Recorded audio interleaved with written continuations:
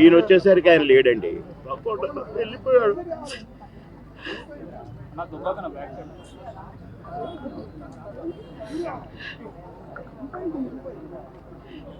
ఇంటికి వస్తే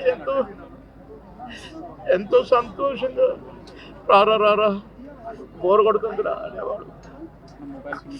ఇప్పుడేమో హాయిగా పడుకున్నాడు.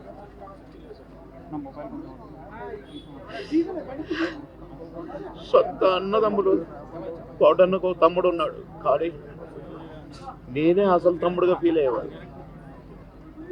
ఎన్నోసార్లు ఒకే ప్లేట్లో భోజనం చేశాం.